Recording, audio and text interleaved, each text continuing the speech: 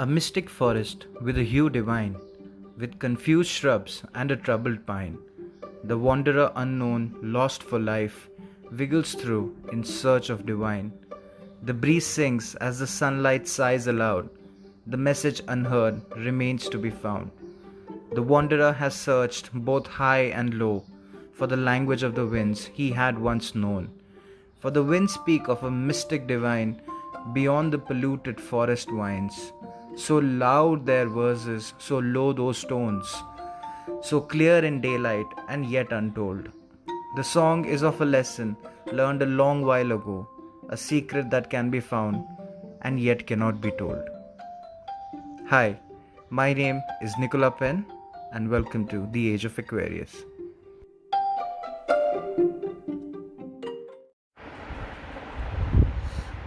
We are in conversation today with a dear friend Sergey from Rishikesh, the world capital of yoga, on the occasion of World Yoga Day 2020.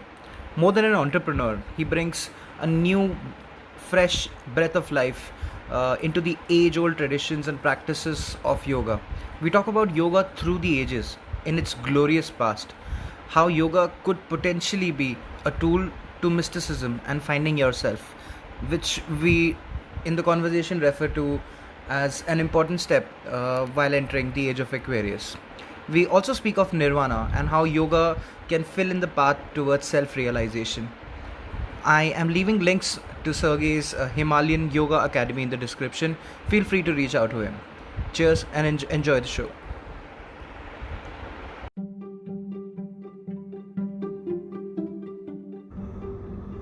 So, hi, we've got Sergey with us. Hey Sergey, how's it going? Oh, going great. Thank you for inviting me over. No, completely my pleasure, man.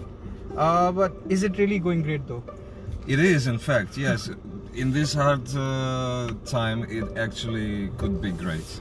Yeah, so the standards of good have suddenly decreased for everyone in the world, right? Yeah, well, I don't mean great as in comfortable, ever pleasurable, or anything you could think of. I mean, times are hard. Yeah. And sometimes it's really hard for anybody. But And it's, as long as it was only the virus, I would still be okay because we did kind of get used to that. But shit just keeps getting weirder and weirder and weirder day by day now. You know, you've got so many things going on. You've got the civil unrest starting. You've got China waging an economic war on us. You've got the entire economy punctured, and there is no scope of recovery for quite some time now. At least realistically, not talking about the inflated stock markets and stuff like that, but the real economy. You know, the real bread and butter, the real things that move, that kind of stuff. But strange times indeed. absolutely, the strangest must Yeah, be. strange. But then I must say, I have to deliver this point. Look, it's us who decide if things are great or poor or whatever. I mean, we have this inner filter that, creates the inner context, no matter what the outer context is. The economy suffers, it does. All these political events make us suffer more and more. You don't know what the tomorrow is bringing about, but then there's a switch inside which you should keep on to keep things great. Alright, so Madhab, what you're trying to say is that everything that we judge our quality of life by is basically just a metric of quantifying your own inner what do you want to call it? You want to call it happiness? You want to call it the place Let's to be? call it happiness, yeah. Happiness is a big one, big word. Yep. Happiness, consciousness. I mean, we talk about all these things a lot, but really there is nobody can pinpoint and define these things, right? Absolutely, it's the mystical thing. Yeah. But then you mentioned the word judgment, and I can't call it judgment. It's rather a skill or a mode, frame of mind in which judgment happens.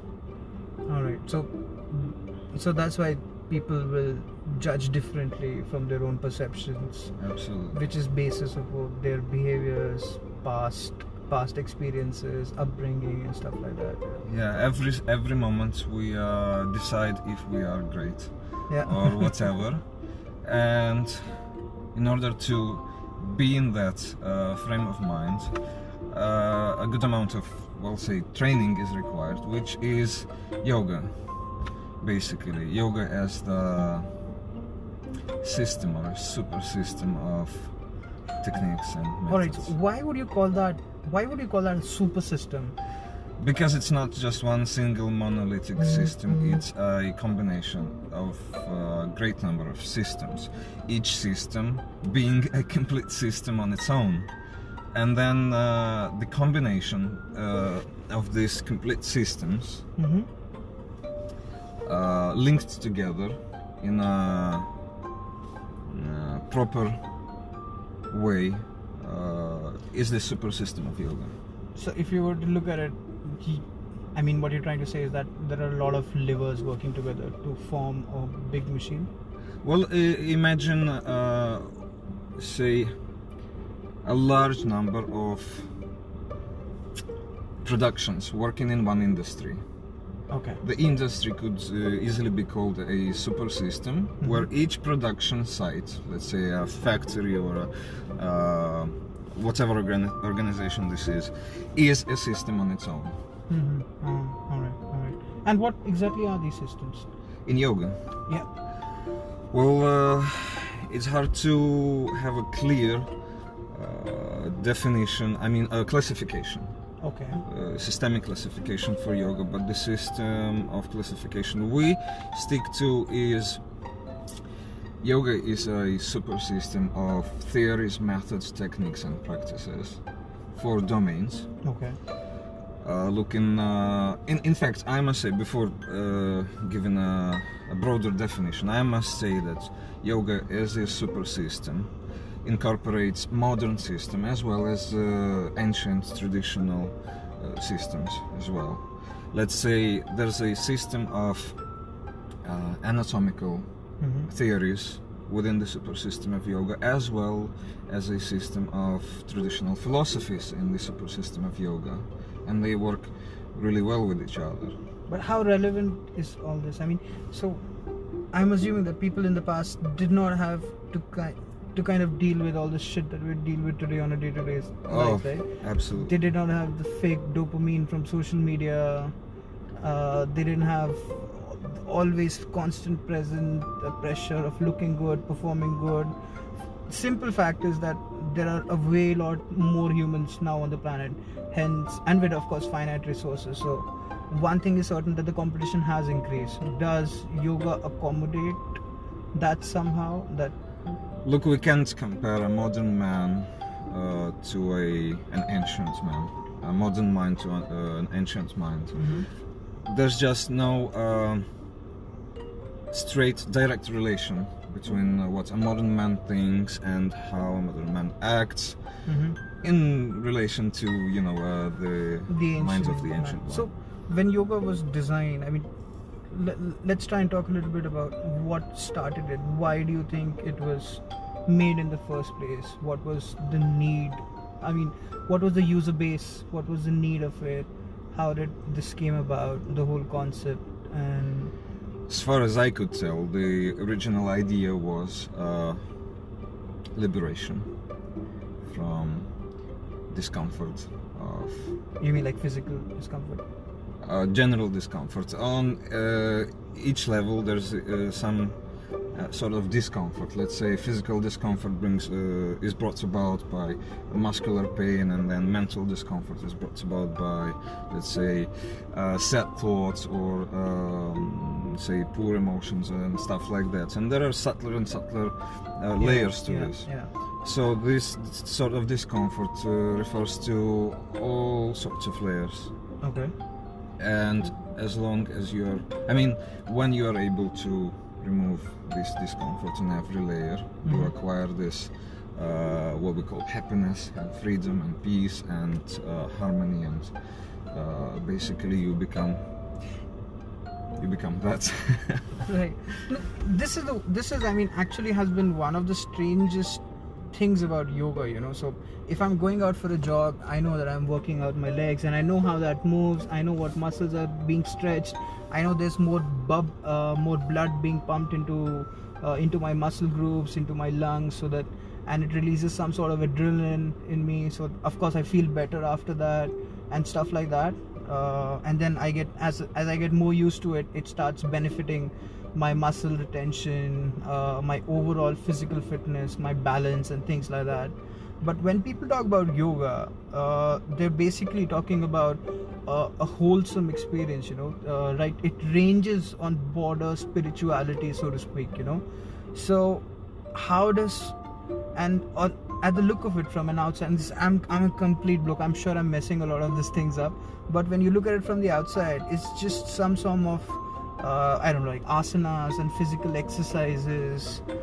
To be honest, how does that correlate with mental peace and mental balance and stuff like that? So if I'm moving my limbs in a particular order or fashion, completely as a layman, how do you think that then that affects my mental state of being? Oh, that's a really good question. In fact, this question also covers the evolution of yoga from the ancient times and the original ideas about yoga towards the modern times and modern ideas. Look, while performing exercise and pumping blood into your muscles and developing the muscle mass and, you know, feeling great about inside the body, there's so much farther you could go. I mean, you could take it farther into more subtle layers of your existence. Let me put it in simpler words. Having developed certain, let's say, sensations in the body. I mean, when you have exercised, you feel great, you feel alive, you feel lively.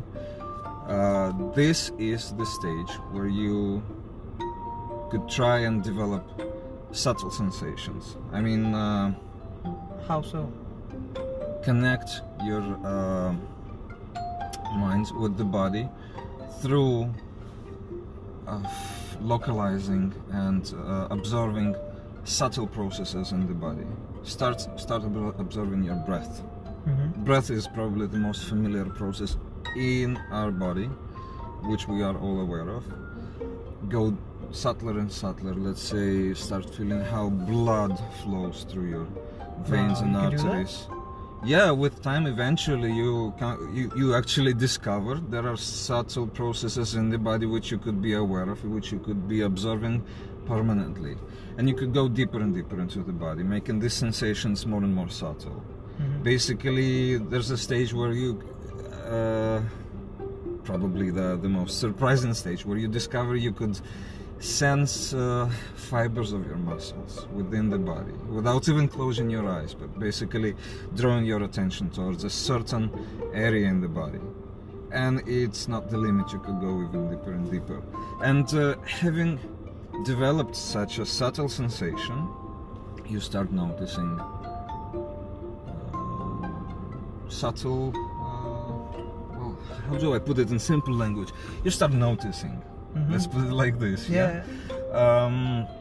This not only develops bodily sensations or physical sensations. This basically gives you a skill of, you know, hearing subtle sounds around you while being, say, in the streets or in the nature.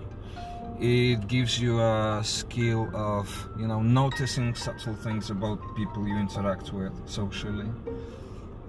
You know, it makes your observation function more subtle. So, as these functions, subtle functions, develop more and more, your physical awareness, your physical sensations. You mean like awareness towards my surroundings, whatever that may be? Yeah, well, your ability to interact with your body, feel your body, you know, feel great in your body. It opens the door into the mental space, where you actually start noticing, say, your emotions and reactions. You start noticing your thoughts become clearer, sharper, more precise. It gives you it develops your intellectual capacity. It develops your emotional intelligence. It develops, the way you interact with people. You start capturing, the small things in your life. And the main idea, well, let's say one of the main ideas in yoga, because yoga is so versatile, is you make your life, your existence, less and less colored with impurities. Basically, you purify your life by training subtle skills. Am I sounding simple enough? Yes, of course. Yeah, for the most part. I hope so. Yeah.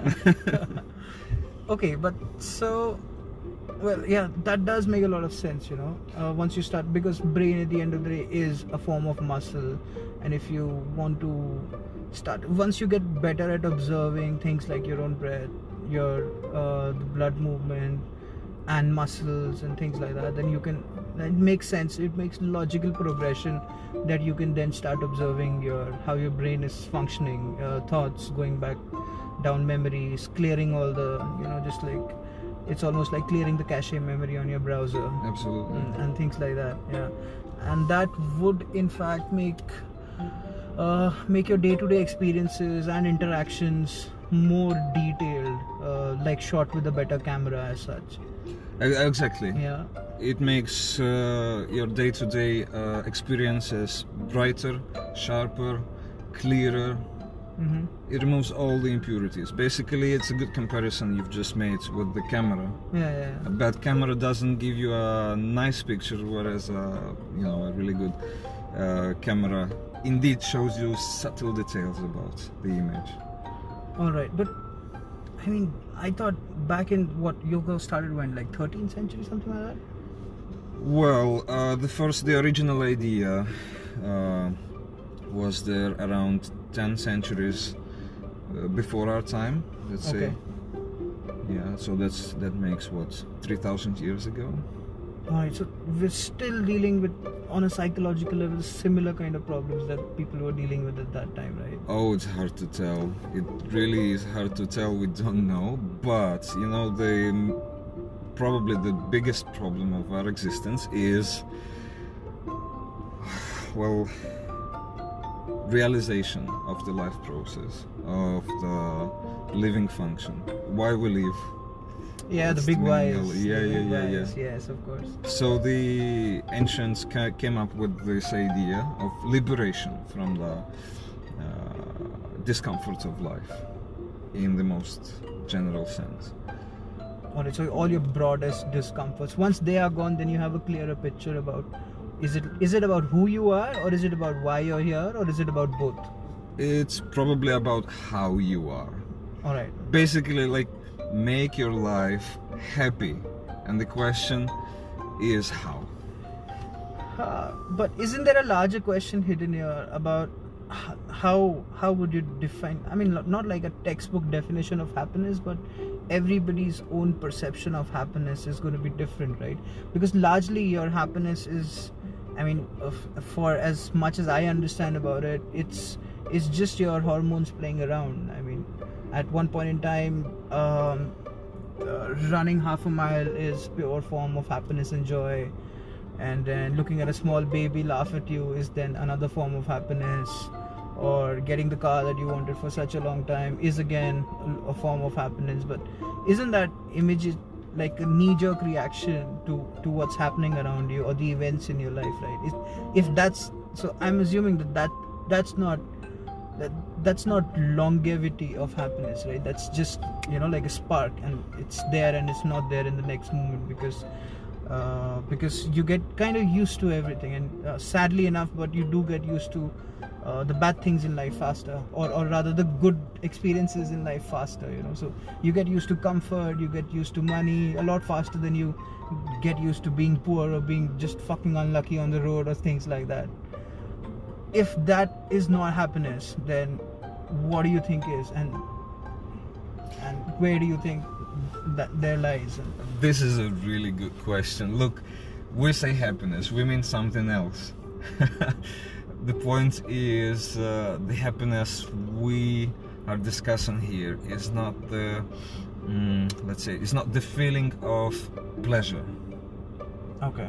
which substitutes the feeling of pain at other times. It is the feeling of, let's say, purity, the feeling of neutrality. It's the feeling of not being affected with either pleasure or nor pain.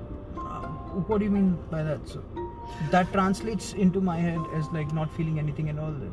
Yeah, basically, that's the sad part. Look, people who start practicing yoga are so encouraged by the idea that they would get absolutely happy, having achieved a certain level in yoga practice.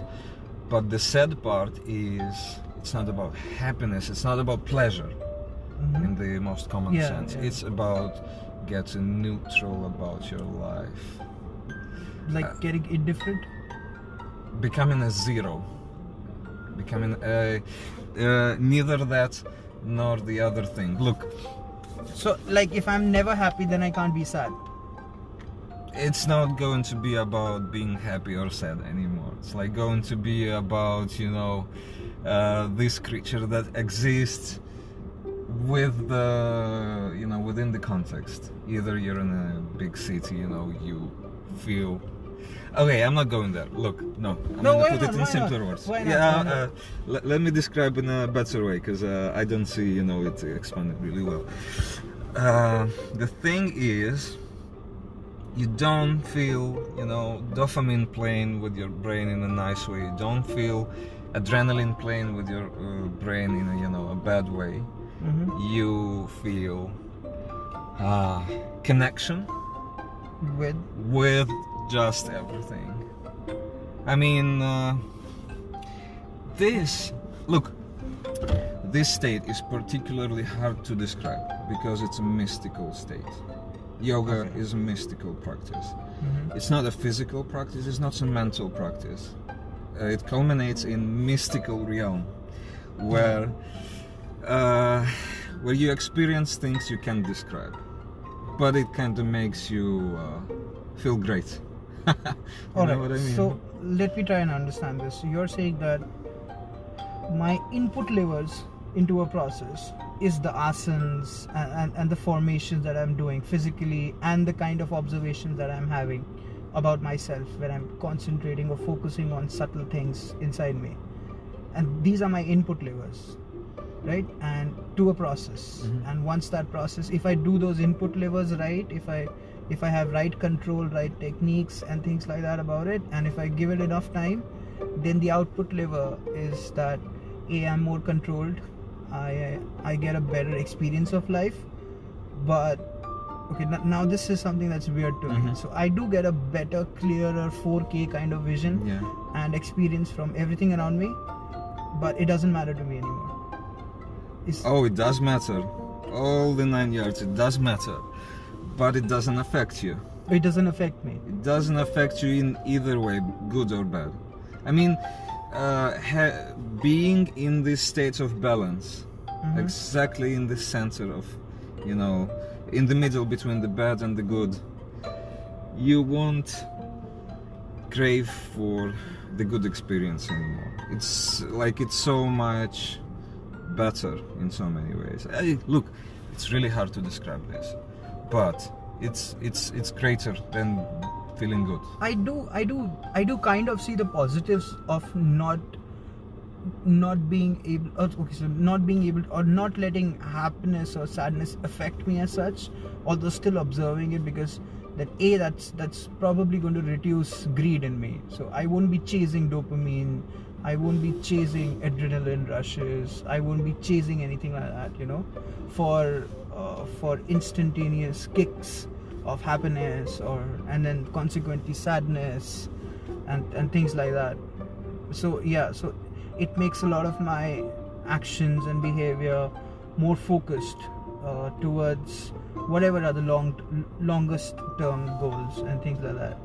But so we're bordering with yoga into into from meditation into kind of a nirvana seeking kind of a stage, right? But then isn't that in itself a little blurry?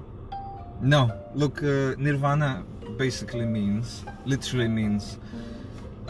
getting out of the forest, Oh, I didn't know that. getting out of confusion, in plain words. Okay. When you're in the forest, Sorry about that. you're in a, let's say, a dark, confusing place. It might be a beautiful place too, but like, you don't know exactly where you are, you don't know your whereabouts, you don't know where to go, you don't know what direction to take. You get out of the forest and then you're able to see the forest you were in the middle of. You are able to see things much clearer. I mean, okay, now you get it. Okay, I was in that forest, running around chasing some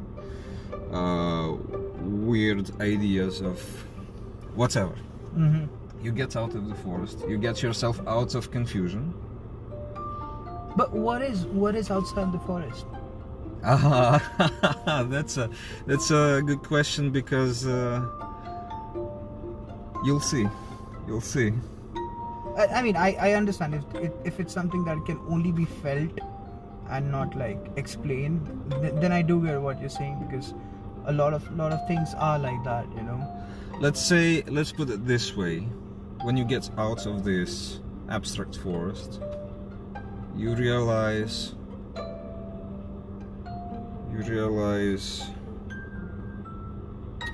nah, I need to find words, to actually explain this.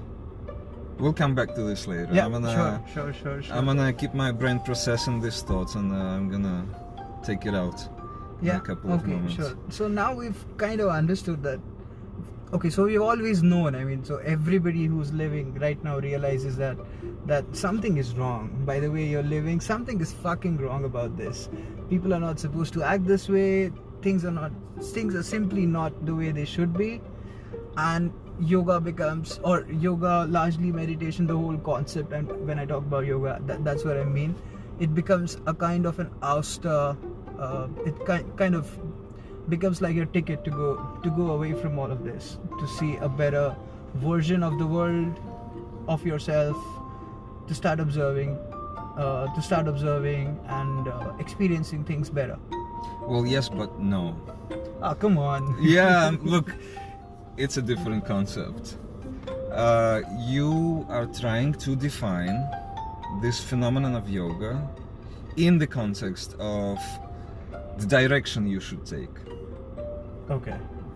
But the idea, as far as I could, see it, is to get out of the directional context. I mean, stop looking for directions.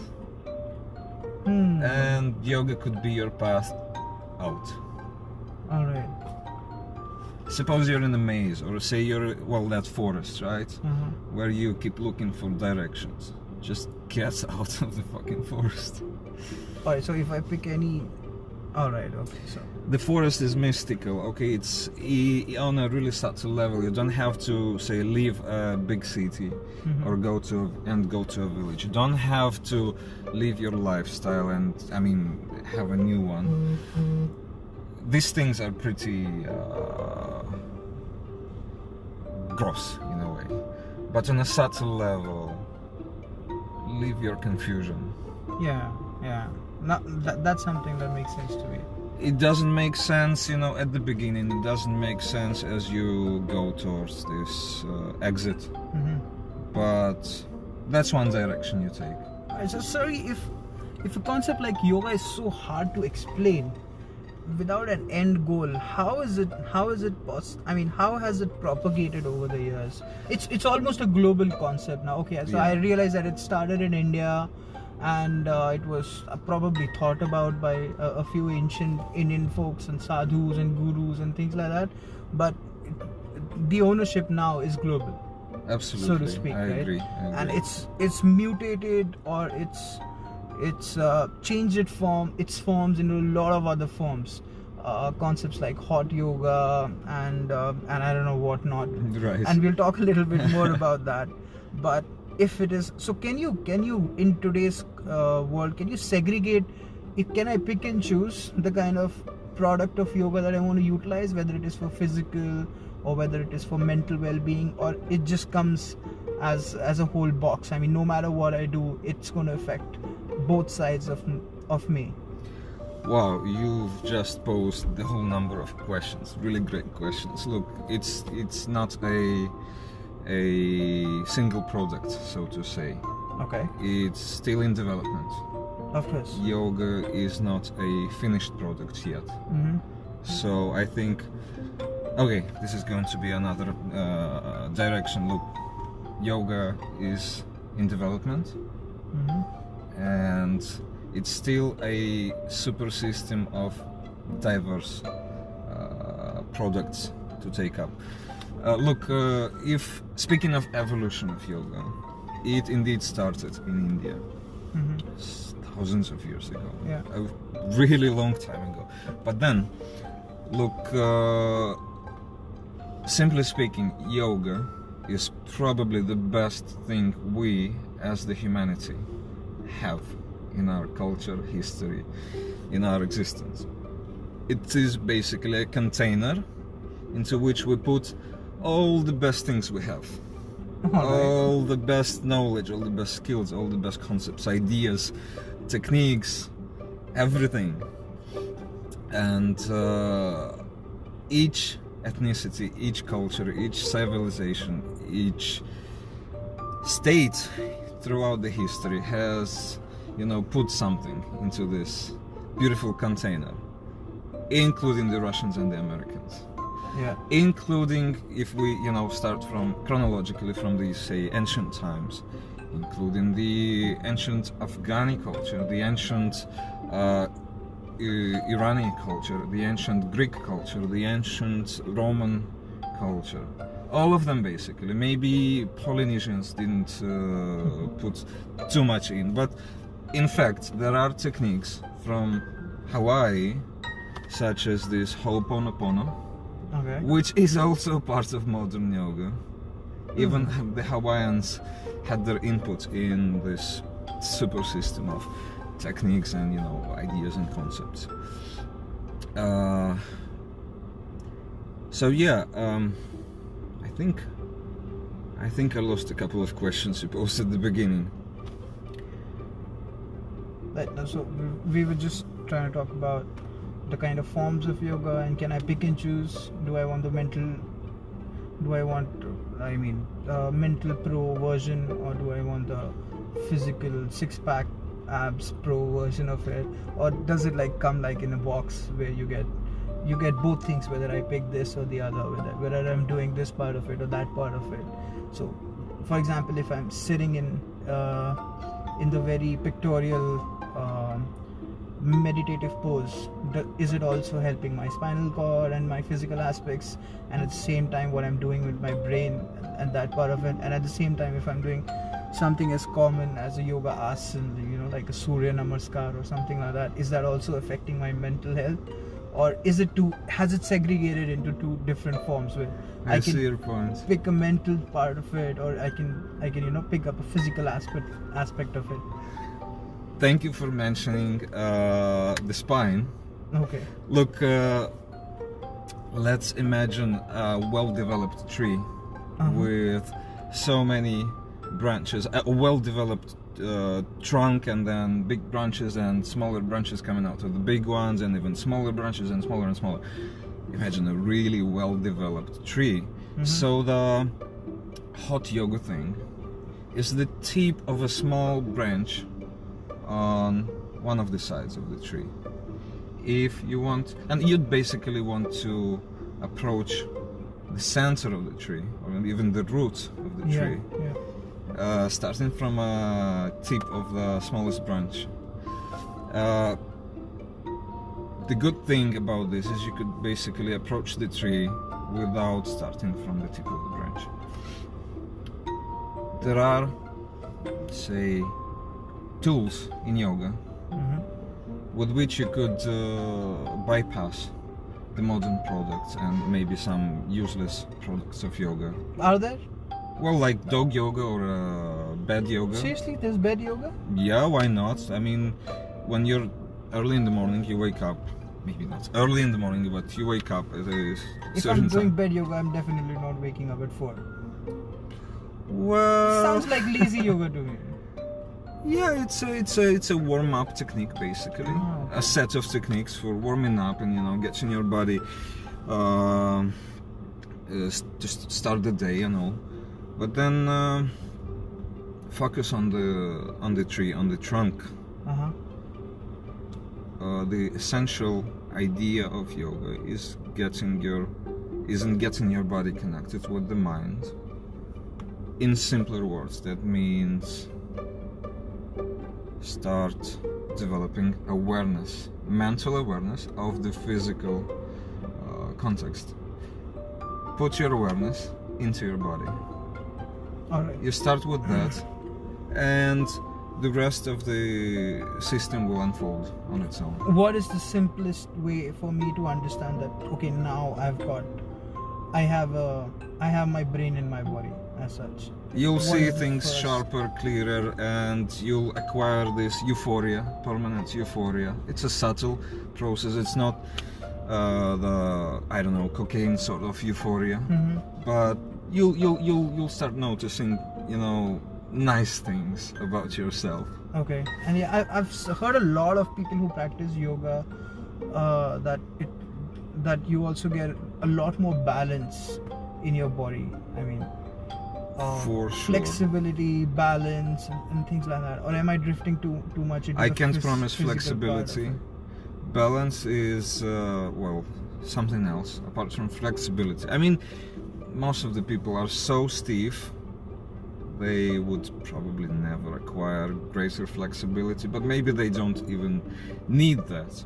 But balance is definitely, a big promise. It's coming up. Okay. Yeah, along the practice. You'll also start noticing mental balance. Mm-hmm. Your thoughts get together in a better way. I mean, you get better ideas. You don't react or overreact. I mean, you feel less emotions and all. I'm probably picking up the details here, but when you say that, do you mean a more structured thought process, or do you mean more creative, imaginative ideas? Depends on your personality. If you're a okay. creative person, Mm-hmm. you'll get more creative. Makes sense. Yeah. Speaking of the True. the thing the thoughts I lost previously. Oh, yeah. One thing I really wanted, one point I wanted to deliver. There are 4 pillars of knowledge, or say 4 pillars of knowing. Mm-hmm. You're supposed to question how. No, I'm not gonna pick the question. Look, I have the impression of the question, but I can't reproduce the question. That's okay. We'll figure that The out. point is, there are 4 pillars of knowing life in general: religion, philosophy, science, and mystics. Alright, so that's religion, philosophy, science, and Mystics. mystic. Alright. I think the question was, how do we explain this sort of thing, the system of yoga? See, we are born into a culture, the culture, in which we try to explain things scientifically, logically, rationally. Yes. And we are now speaking of the realm that's hard to explain. I think the question was, how do you explain all this? That's hard to explain. Yeah. Well, see the point, we're trying The place to... out of the forest. Yeah, Yeah. we're looking at a different reality from within the rational plane. See, religious people are able to explain life according to their religion, their Yeah. religious beliefs. Scientists are able to explain things scientifically, and again, they would probably encounter some blank spots because science course. is incomplete, unfortunately. Again, yeah. And philosophers are able to explain things philosophically. And then, because yoga is basically a mystical reality, Mhm. we need to acquire this mystical understanding, which is irrational, non-scientific, non-religious, and non-philosophical. Right. See, I've not spoken a lot about this outside of speaking to myself in my head about this, but I think as we're entering into a new phase, a lot of changes are going to be foreseen, and I think we might be just on the cusp of starting out with exploring into a completely new dimension of things. It's like people of today can be compared to pre-industrial revolution Europeans looking out of their telescopes and lenses, fucking around with fire and electricity and stuff like that. I mean, there's a whole new range of energy possibilities and a lot of things into what can loosely be termed as mysticism, because a lot of what you're saying right now about not being observing everything but not being affected by it and things like that, I've heard a lot of people who've experimented and used psychedelics all over the world have similar kind of instances, and so a lot of them are talking about white lights. A lot of them are talking about that it's real, it's there is something. A lot of them are talking about moving away from the body into an observational stage. So I mean, from my end of it, this probably is the next thing that we're going to enter into, and which we know fucking nothing about, and nobody's scared so far, so we've gone head over heels into science. Thanks a lot to capitalism for that, and application developments and stuff like that. But this is something that we've not even scratched. You really think that yoga can be one of the major tools to get into this? Well, first of all, I'd like to say I hope we are on the verge of the new times coming. I don't know. It's a mystic thing inside me. Yeah. I mean, so it's just a hunch. I've got no explanation for it and everything like that. But yeah, it's just a hunch. Well, everybody is going to suffer if the new era is coming up, because we'll have to give up our life as we know it and enter some new phase we don't even see in front of us. And look, I think we are not yet scared because we don't see the scary thing in front of us. I mean, we don't know what's coming up, and we are yet to see this. I'm excited about the new times coming because it's a fascinating thing. Of course, I mean, so if you look at it, anybody who's tried to predict a future at any given fucking point in history, if you've tried to predict the future more than 30 years, you're horribly wrong. You're horribly wrong, or you're completely vague about it.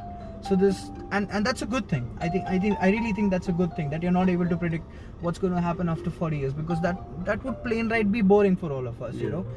Think of a world with no innovation for the last 40 years. Think of you using the same tools and equipment that granddad was using back in his day. I mean, that's just ridiculous. I mean, that's stagnation.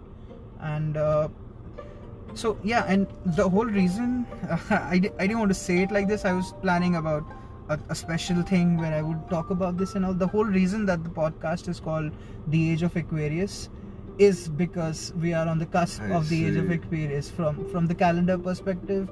And this also takes me back to, I mean, when I talk about mysticism, you usually think about things like yoga, things like meditation, things like psychedelics, things like astrology. I know a lot of people think that it's all weirdo shit and you can't classify all of humanity into 12 different, but what I think is that we're just interpreting things wrong, because there's definitely a lot more into it. It's more like a lost art, so we can't build something like the pyramid of Giza and the Egyptian pyramids with the same kind of tools that we think they built it. But it's reality. They did build it, right? For whatever the fuck they used it, they did get those big ass stones from wherever next to the Nile River, and they did build that, right? So, and it's just a lost art. And similarly, I think astrology and things like that are again lost arts that we've not delved into, and where it's a very loose comparison, but when you're boxing a lot of mystic uh, tools into a place. You can think of astrology, psychedelics, things like that, because we've been having, when we were evolving from apes, we were having mushrooms, and there is a lot of theory that we've developed into what we are because of our experiments with mushrooms and all. I mean, that's from in human history, that's the point in time where the brain size increased exponentially within a very short span of years and things like that. But yeah, I mean, if you box everything like this together, like psychedelics and things like that, where psychedelics is more like it's being crubbed from the system, because obviously if a system is working, the system becomes an organism that wants to thrive just like any other organism, and it will not let anything else thrive. That's why you had religion versus science for such a long time, and now of course you have science versus mysticism for such a long time, and that's going to grow deeper and deeper and deeper since we go along, because these are dominant structures in a pond of finite resources, and of course they want to dominate. I mean, that's more like a representation of human nature into that. So how neurons firing in your head and things like that somehow create your consciousness mysteriously. That's how, and it is some sort of a reflection of who you are. In the same way, you know, that a lot of concepts like science, a lot of concepts like religion, etc., are basically a representation of human psychology, or mass, even the stock market for that matter, or in case somewhere in the future if we have a global stock market indicator, you know, just one market for the entire globe, so that would be a definitive indicator about that, you know. So, and things like that. So of course that dominant force in that field is always going to try and curb the others. That's how religion and science didn't fight. Religion amongst religions also fought a lot. We know that, fucking still do. I mean, for some odd reason we're still not able to align ourselves within it. And you see the same kind of trends going on in science, like how we talk about crusades and things like that from the past. We will now start talking about conventional mechanics and quantum physics, people fighting over each other and pulling each other's legs, and you've started seeing a lot of that happening. So, and that's one dominant organism. So once a lot of this starts happening, then you will see mysticism rising or something like that. I mean, that's what the logical progression looks like if you look at it from here. But yeah, I mean, we really look. It really seems like these are going to be exciting times ahead. But I tried to frame this as a question, and it ended up being like a. Oh, I can see like the whole a monologue. thing. Yeah, it kind of ended up like a monologue. What I intentionally wanted to ask was, I mean, in the future, if we were to presume that our guess of mysticism getting into mainstream human society is a reality at some point in time in the future, what role do you think that each of these things play, and what are the tools that we are not using right now? And specifically about yoga, do you think it's got the potential to be a driving force into this, like how mathematics was for science at a point in time, right? Do you think yoga can be that? Well, first of all, let me say you've taken such a depth. I think you could be compared with the satellite overlooking the entire planet. You know, you have such a wide angle of your vision, and it really creates a very good and deep perspective. Look, I'm a firm believer that the whole yoga thing was developed under the influence of psychedelics. I mean, honestly so. Another point I'd like to make, we give too much credit to science and rationalism. Mm-hmm. Less and less we give credit to religion and philosophy, and the mystical realm is yet to be discovered. Yeah. I don't know if mysticism is going to be the next science.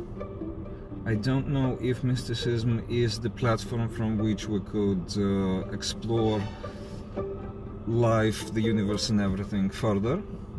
The life outside the forest. Yes, yes, but it definitely gives us new horizons. It is much broader than science and religion and philosophy.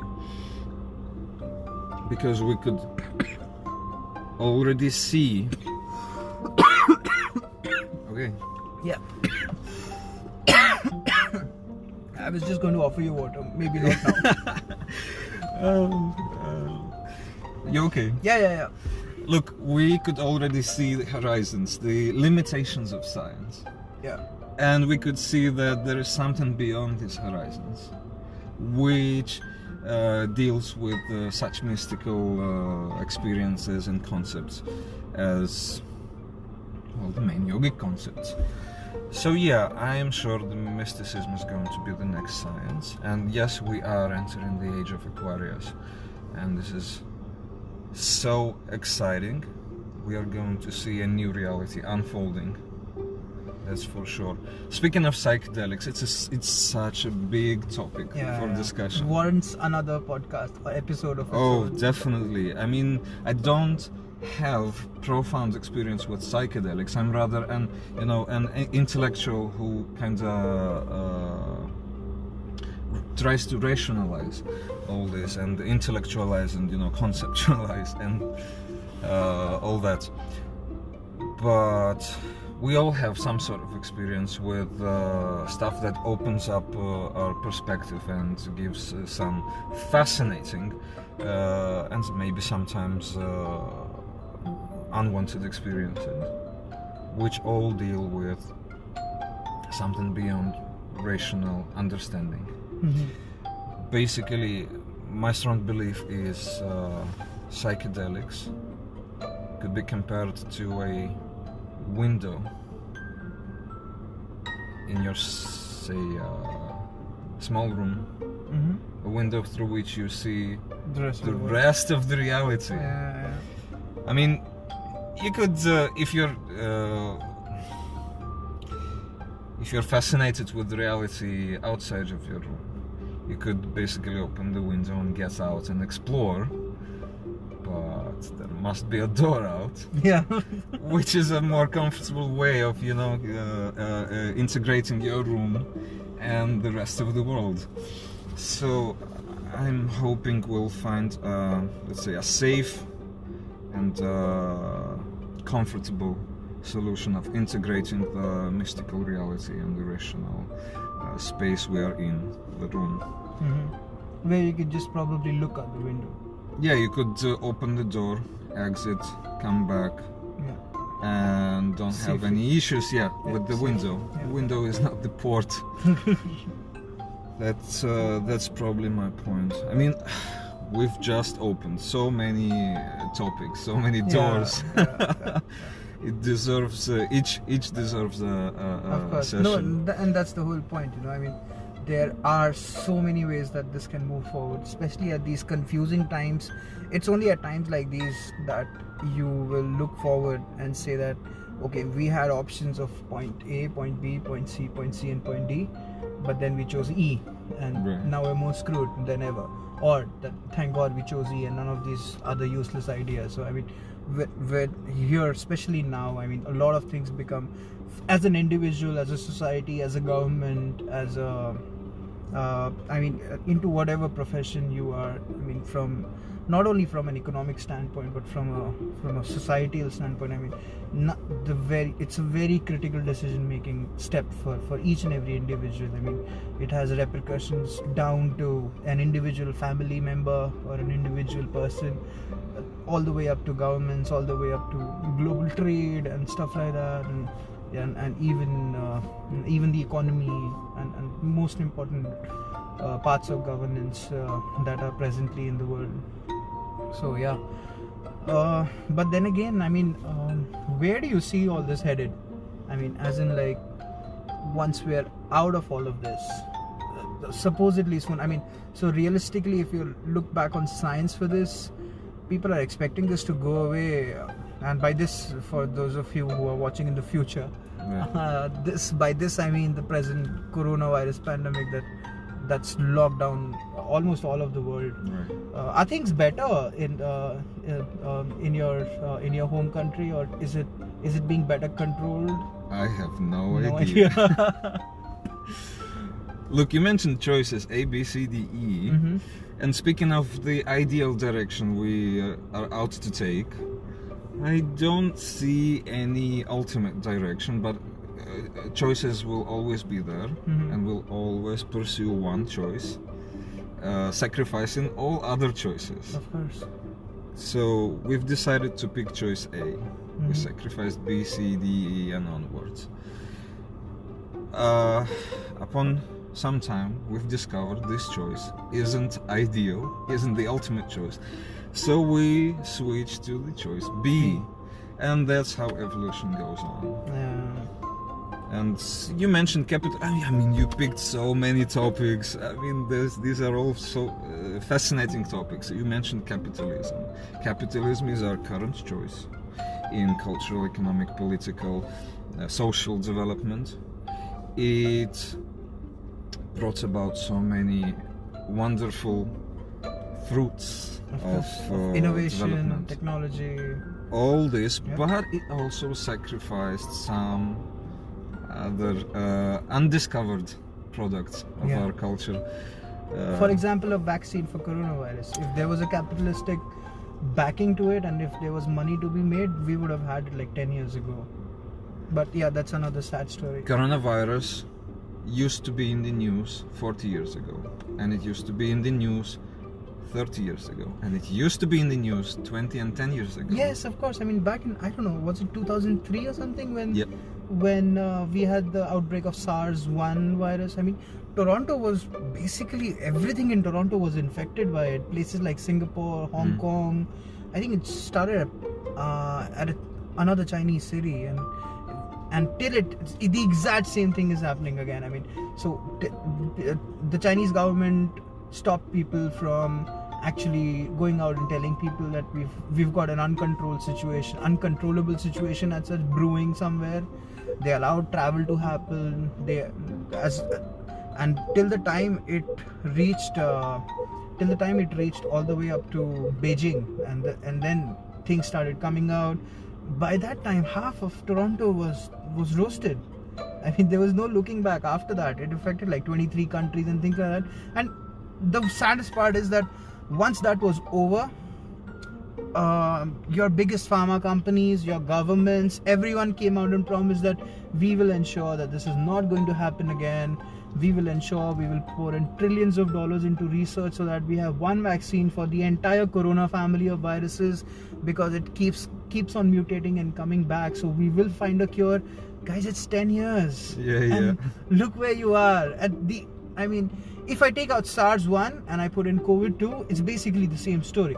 So we practically did nothing, and we did nothing because there was no incentive to do anything, because a vaccine being invented at that time. I mean, so right now Messi is famous because he scored a hat-trick in the World Cup final. So right now his shirts are going to sell. That's an incentive. So they'll produce more, but not when he's injured.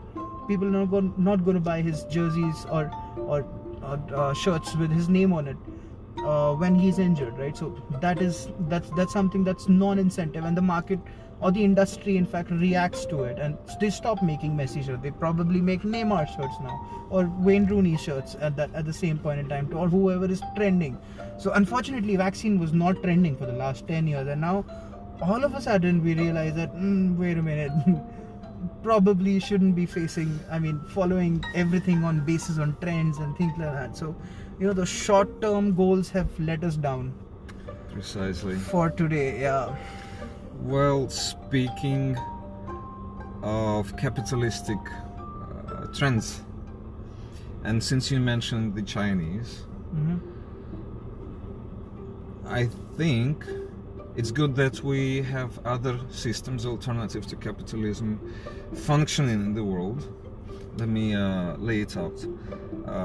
China is a communist state, and up until 1991, USSR used to be a well-functioning communist state.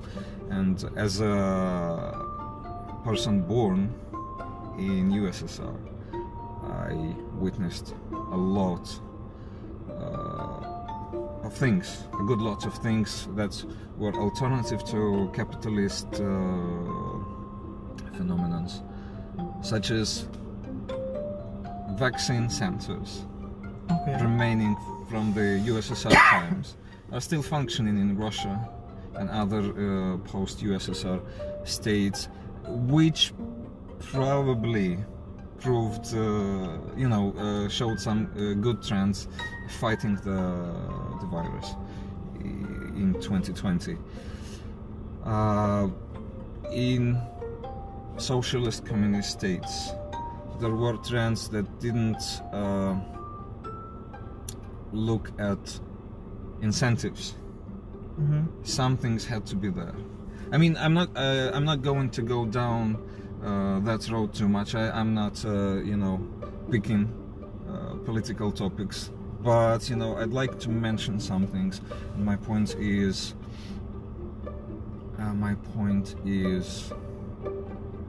we could see new alternative systems coming up in the upcoming times, because we could clearly see.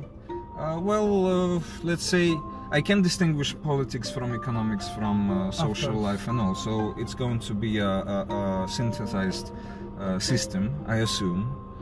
And I'm a firm believer that we will see some alternative systems coming up. I hear it here and there in the news that consumer society will be fading away. Yeah. Which brings about a great fear in all of us, because we are so used to consuming products, and this capitalist frame of mind, capitalist framework occupied the largest space in our mind frame, and the alternative system that's about to come, if it's coming, I hope it would, it will replace consumer.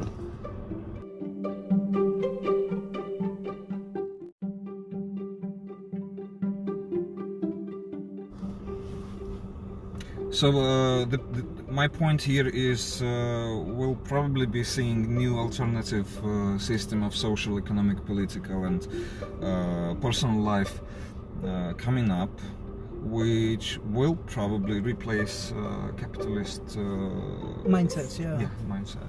Yeah, because the whole point, what is the scariest part to me about this is that if everybody in the world starts buying only what they need, we're all going to die.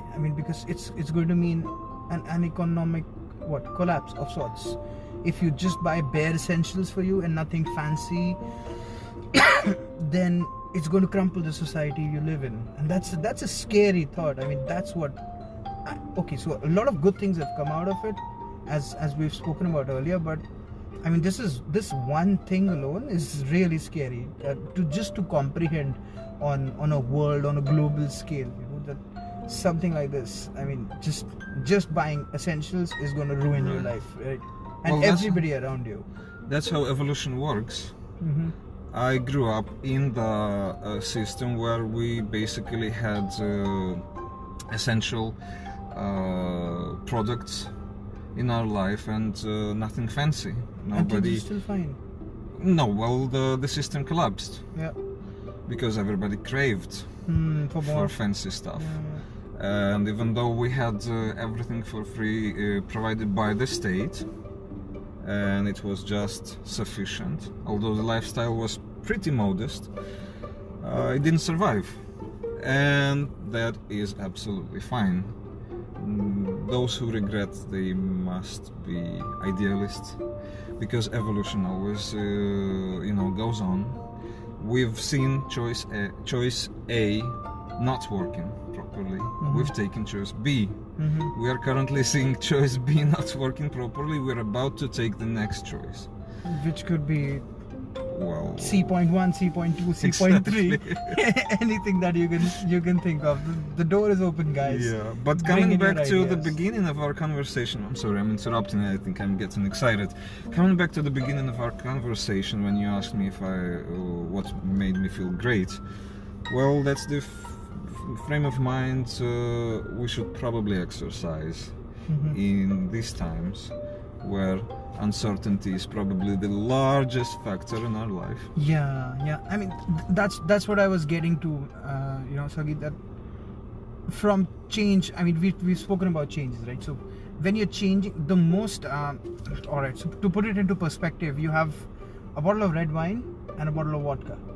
You want to put both of them into a container. Now, don't ask me why, but you just want to put them into a container. I wasn't going to, but now I'm curious.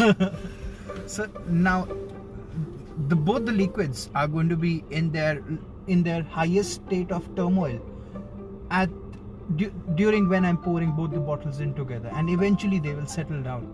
And same goes for every transition. I transfer a bucket of water from this bucket to that bucket. The most amount of turbulence is going to be during the actual point of transfer, or during the actual phase or time frame of transfer.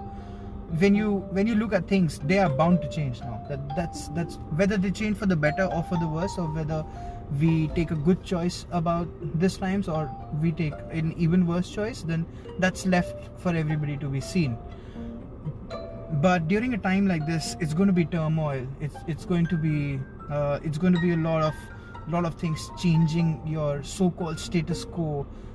If nothing, we are used to a lot of things that we don't realize that we are used to. We've been born and brought up with a lot of things that we've taken for granted, that we've known for a fact that is out of reach to me and cannot be in reach to me. And suddenly, when you say those things are going to change, do you think that things like yoga are going to come in important to keep in check your urges to speak for it? I mean, we've seen what happened after the Black Lives Matter campaign hit the road. When the protesters came along.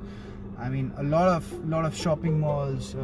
You saw the video from Target where people were just thrashing in and picking up stuff and just moving away. People are stealing fucking cupcakes. I mean, come on. So I see your point, and I must say precisely, this is the time to exercise clarity of mind during uncertain times let's say in dirty water, a turbulent. Yeah, in turbulent environment, we need ultimate clarity of mind. Alright. See, it's so easy to fall into emotional turbulence. Yes. Just watching the news these days. It's so easy to lose rational perspective just by thinking about the future. The future has always been uncertain, but these days it's super uncertain. And thinking about this gives, creates turbulence in the mind. Well, this is the time to exercise sharpness, clarity, depth, and peace of mind, which is the end product of yoga practice. And if I may, I'd like to make this conversation a little bit more practical. I thanked you some 37 minutes ago for mentioning the spine, and this is the most practical thing we could all do. We should keep our spine straight. Alright. It sounds so simple. I mean, it sounds silly, I could say, but well, try and spend the whole hour keeping the spine straight. 1 hour a day. That's it. Well, no, I don't want to put it. I mean, if you could do it for the whole day, if you could hold it 24/7, like for the whole week, for the whole year, that's magnificent. So how do I start doing this? I mean, Straighten your spine up. That's Yeah, like step one. that. That's not it. not only the back, but the neck, Okay. and the back of the head, and your sacrum. I mean, the entire spine, from the top to the bottom. Observe the change in your body. Observe the change in your mind. It does work. I mean, try it. Yeah, you'll see. I mean, this was again something that I've always wanted to scratch. I mean, and so now it makes a little more sense to me that how doing a certain form of exercise then then translates into you getting more control over and balance over your whole consciousness and connection. I mean, What do you between mean? the mental plane and the physical plane. All right, so now that I'm more aware of what my body is doing, now Yeah. if I keep my spine straight, now I'm aware that my spine is straight. As long as you keep this observation process. Okay. All right, so I'm just going to, so isn't that also going to be about expanding my, like right now I'm focusing on my thoughts when I'm speaking to you, Could be so. and about, so like if I did practice a few of the things like for the spine thing, I'll really try and do that Yeah. for a change. If I do that, I'll be able to realize at any given point in time that my spine is absolutely straight and still focus, so that increases the volume of and the scope of what I'm observing at any given point in time. I can't say for sure. Of course, of I'm course. so sorry. Of But course. you may not observe immediate effects. Of course not. But then, look, in fact, yeah. In the middle of our conversation, also we spoke of interpretations and explanations to all these,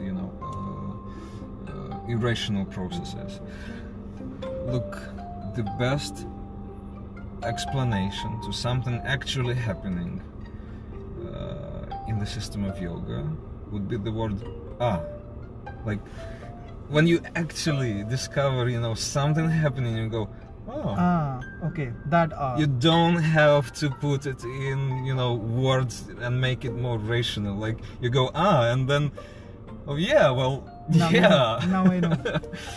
That's the moment when you actually realize it entirely. You don't have to rationally explain this and kind of conceptualize it any further.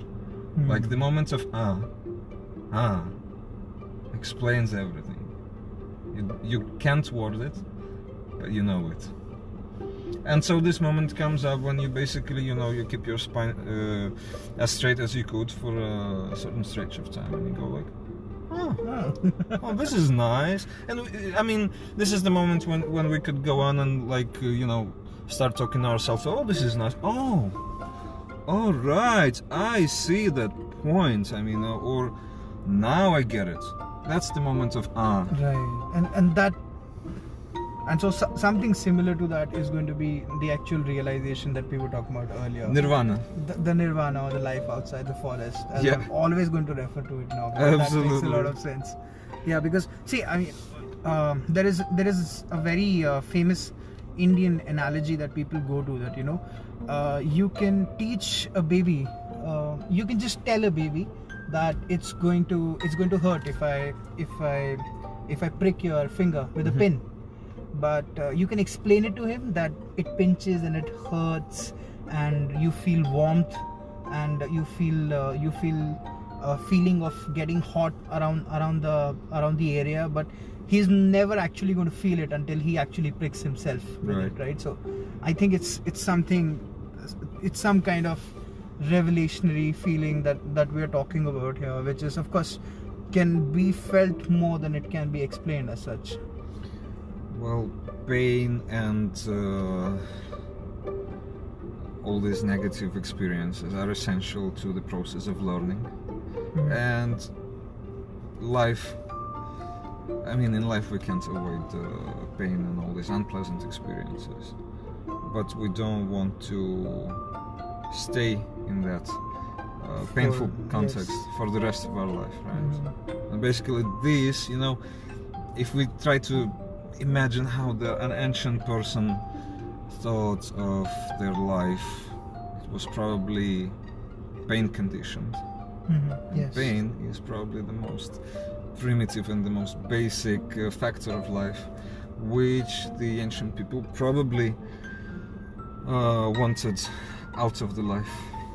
Yes, because probably there was, and what historical data suggests is that there was a hell lot more of it than what we have today. I mean, basic things and creature comforts that we are used to today, simply not we were not able to comprehend such things at that point in time. We could only imagine, but at certain historical stage, people didn't have language to communicate with each other. I mean, they only had what a stick, a heavy stick, as a tool for convincing the other one, or maybe I don't know, something else, and pain would be all around.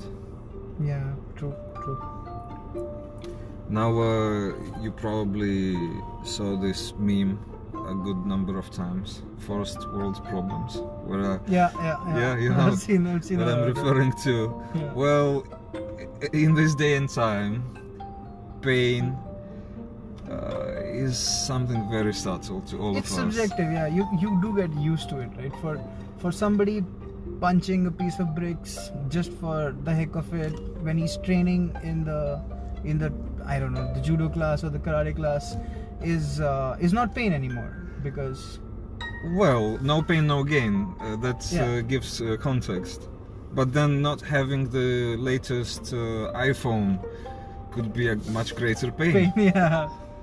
And well, Or what's not having enough likes on a lot of the social Oh, platforms. Oh yes. yes, that's a big one. That's a big one for a lot of millennials. Sorry about that, boys, but yeah, it is. Well, you'll have to suffer. You'll have to go through that pain. Just like the child whose finger is being pricked Yeah. for a certain need, you'll have to go through the pain of lacking likes on your social profile, but you'll be able to, notice certain effects the pain brings about, and an alternative reality of not having so craved likes. Yeah. I mean, this is actually a large one. I mean, a big pain factor in modern life, because it actually created an evolutionary. I mean, in evolution, it created a new biochemical process where the number of likes you get defines the amount of dopamine. That you get, yeah. That's Probably the first time, I think, that we've invented ways of getting more artificial dopamine kicked into your system, although lesser quantities of it, but at the same time a lot more of it. I mean, more number of points of contact that you get, and this is just a weird way of the way we are evolving. I mean, pleasure seeking hormone, pleasure seeking things like, I really don't know how to put all of this into words, but I mean, something about this again doesn't feel right. I mean, should we be really? It goes to the bigger question about, how we started saying things like stop playing God. The people back in the 60s and 70s, this became really popular. Whenever science had some new thing come up, like nuclear weapons and all that shit, and especially after that, it started being like, stop playing God. And this is another form of the same thing. It's another form of the same problem. I mean, and it's so, but it's also a way. I mean, how science as an organism again is tend to behave. I mean, you can't say that, okay, so I'll drive this car because it's really nice and it's made with science and all that, but Facebook sucks because science is not good. And so you can't pick and choose. It's going to come as a bundle, so it's going to have the nuclear bomb and the coronavirus vaccine.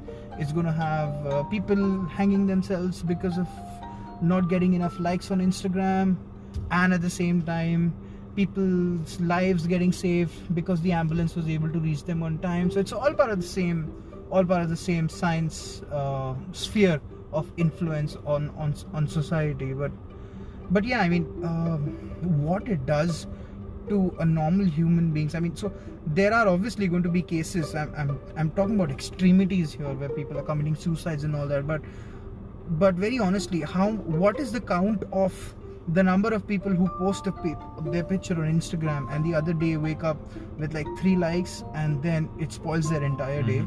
And how many people are they affecting because they're not in a good mood?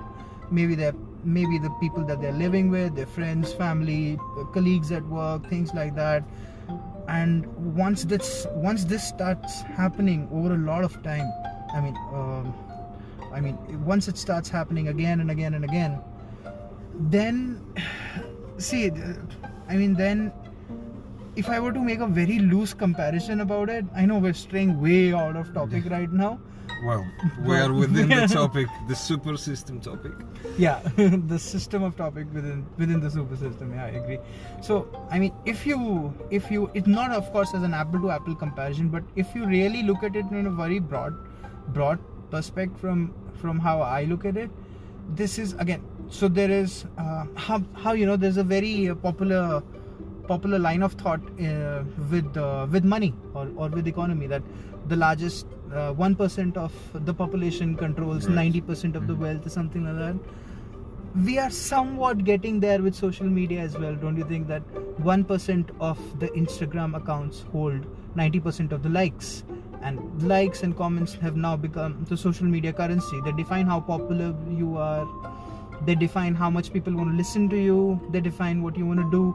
It gives you, and the more influence as such you have over any social media platform, especially the popular ones like Facebook, Instagram, stuff like that, the more powerful you get. Not in the same kind of power that money gives you, but almost in a sub-real form of. So it correlates a lot with economy. And on the other hand of the spectrum, they say in the economy that, I don't know what the figures are here, but probably 90% of people have just 5% of the wealth of the world or something like that, or maybe even less than that. And so if you come back and compare that to social media, you'll have another 90% of people with accounts on social media having less than 5% of the total likes that are there. And even though more are being created, so you see likes can be compared to currency, because it's basically fiat, both of them by concept. There's no gold backing your like, and there's no gold backing the currency as well. It's just created out of nothing, right? So, well, there's dopamine since the last 10 years. Yeah, I mean, so that is concentrating.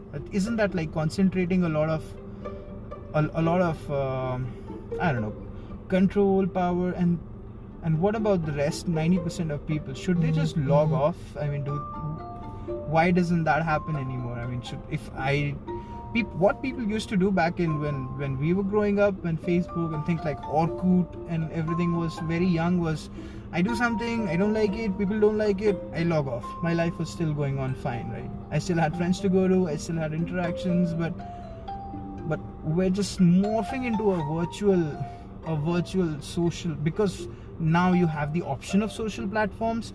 You're morphing into a social being yourself, right? And so if your social being is not popular, it has direct correlation on your physical form not being popular. And the kind of stress levels that you start getting with that, I mean, especially people who think about these things a lot, or who are active on platforms, or I think at some point in time in the age, everybody is active with these platforms. So that in itself is a new problem, you know, and this wasn't there about 20 years back. But so how do you, I mean, but your mental wiring, etc., is same, isn't it? I mean, it's going to react. It doesn't know what Facebook is. It doesn't know how electrons function from a cathode ray tube or an LED screen to come onto your screen, which makes you feel things it's just seeing images and interpreting them like it's done for thousands of years. Basic hunter-gatherer instincts and things like that. And that's what giving you more applauses, you get more of a reward hormone with more energy and something. When you're stressing yourself out, you get more of adrenaline and things like that. But so the body will still respond to, and the brain especially will still respond to new age problems in its old traditional ways. How do you break the link with that? I mean, does that not confuse the body? It's like almost like a foreign virus entering your body again, isn't it? Something that you're not used to. Well, let me put it in 3 simple words: deal with it. The big question is how. And well, again, I mean, I admire your systemic approach so much. You've brought up, you know, so many topics, interconnected, interlinked, you know, and I mean, there's such a depth in this interlinked system of topics. I'd really like to comment upon. I'm gonna come back to the deal with it thing a bit later, but I'd really like to cover certain things such as power. The one who controls the front line technology would always be in power and would always be within that 1% of the social stratification system that actually controls the other 99%. 100 years ago, cinematography was invented, and again, with such a brilliant invention of entertainment technology and information transfer technology, a whole number of other manipulative technologies came around, such as propaganda, political influence, social influence, certain dictatorship of how one should live his or her life. That all was included in the cinematography and still is included. I mean, you could, the more you exercise yoga, I'll be coming back to this subject again and again, the more you'll see, the clearer you see how much propaganda there is in basically everything you see on your screen. Of course. And then we have to learn to deal with it. And again, yoga is a super system of techniques and integrated practices answers the question how. First, we should get aware of the influences. We should acquire this awareness of the pain the number of likes on our Instagram brings us. Awareness comes first. Or the lack thereof. Yeah, well, lack of awareness brings about a good load of pain. Once we have seen the relation between pain and its causes, we're almost there. We're almost there in dealing with it. It's very important to see causes of pain, roots of pain. I mean, I am sure 99% of the global population don't even see the relations between Instagram likes and their bad mood in the morning. Yes, of course. And that leads to a very bad situation where the person needs professional help because they can't get out of the depressive state. They start taking antidepressants. They start isolating themselves, going deep into dark spaces, not leaving the bedroom, and I mean dissociating with other people, and going down the dark black rabbit hole of depression. And I could go on and go on. I mean, it could go worse. There's no limit. Yeah, I know you're following a stream of thought here, but do you think we've become we've become more vulnerable as we've evolved? More susceptible to... I mean, an ancient Roman would probably not give two shits about how he looked one day versus the other day. I am absolutely convinced we are hypersensitive, and this is one of the biggest features of the current state of our global society, of our personalities. Hypersensitivity is what our grandfathers didn't have in their personality at all. Never they were as vulnerable as we are currently. I mean, we have to be cautious when interacting with other individuals, not to hurt them by accident with a sharp word or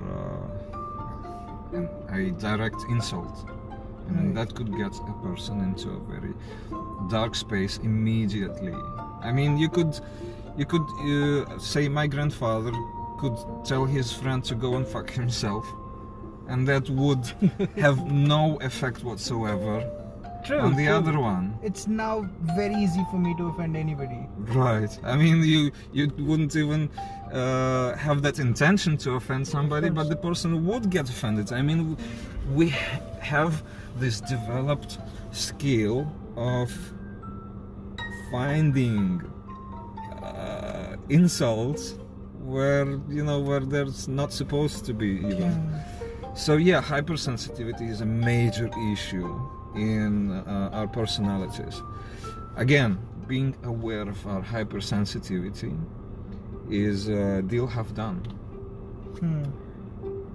Once we are firm in seeing our own hypersensitivity, we are able to see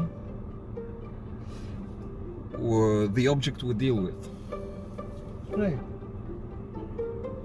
That's really a major point. The perception, the mental perception of the problem that I presume, what I presume that demon to be in my head is much larger, like a projection of something on a wall, So from the actual problem, it's really, you can just simply break it down into smaller and smaller bits, and you realize, that's it.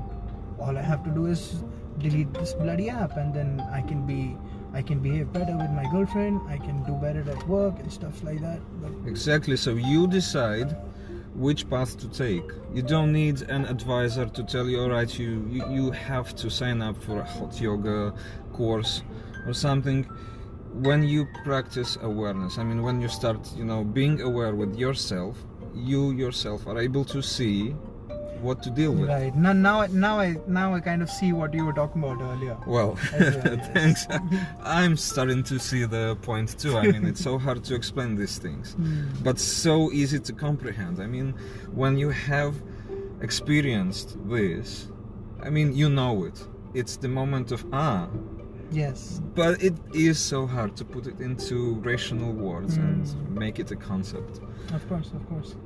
So yeah, yoga is a super system because it's so broad, it incorporates so many systems, but the beauty of yoga is you could start from any point and reach any other point within the map of relations between systems, such as you mentioned asana as probably the most popular element of yoga practice.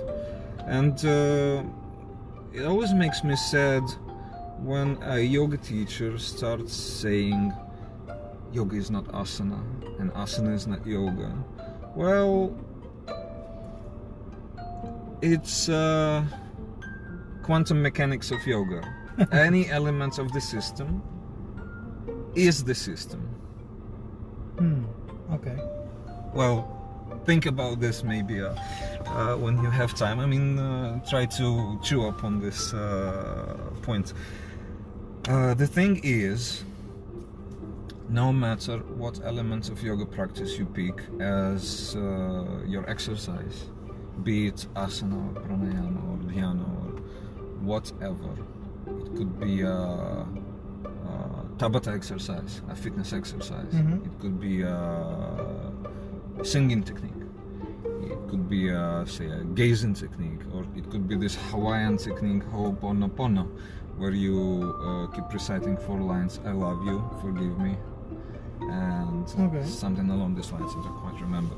The thing is, whatever technique you pick to practice contains all the yoga within, and asana in particular.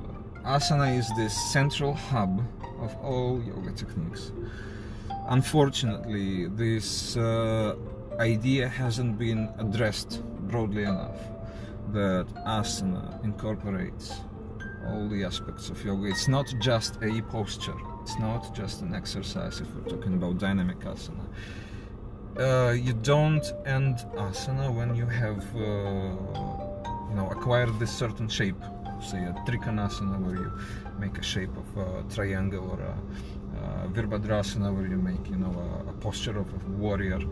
You go further into this asana, you start exercising awareness in this asana, you start cultivating subtle sensations in this asana, and pick any object for this. You could be focusing on sensations in your feet, in the soles of your feet, where it touches the floor.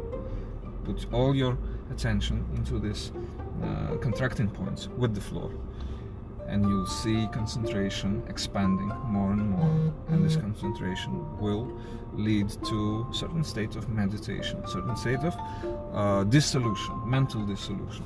You could start following your breath. You could start watching the breath flow in and out, and this will lead to this lead you into this state of deep concentration within the asana. I mean, you're still in the asana. Still in the Remember, asana. right? You're still in the asana. You put your attention, you fix your attention on a certain process in your body. You cultivate this subtle sensation, and you find yourself in the state of deep concentration, which is followed by the state of meditation. Right.